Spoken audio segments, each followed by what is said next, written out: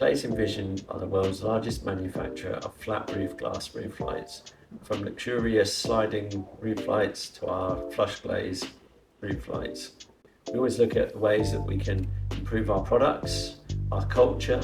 We're always looking for feedback from architects, from our employees, about how we can improve, whether that's the company, the products, or even ourselves. One of the things I'm most proud of at Glazing Vision is our MPD team and our bespoke design team. We have a team of designers that can design roof lights from scratch, and we love stretching the envelope, doing different projects with different characteristics, whether that be bipartite sliding or maybe a fixed configuration.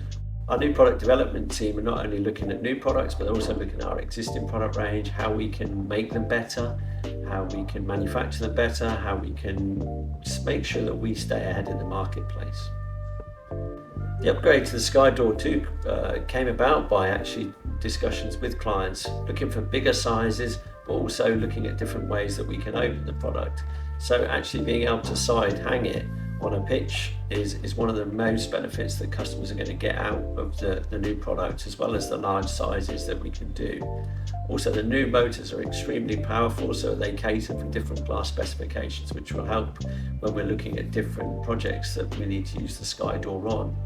I'm really excited about this project. The Skydoor is one of my favourite products because it came about because of meetings with architects that required access to roof terraces but didn't have the head height to use a box roof light, but also didn't have the space to slide a slider onto the roof. So the Skydoor solved a multitude of problems for them, and I'm pleased with this new and improved version, which will allow them to do even bigger sizes and configurations. In launching the Skydoor, we involved the local college, where they brought in students to look at how we develop new products, how we make product improvements, and things that we have to consider to bring a product to market.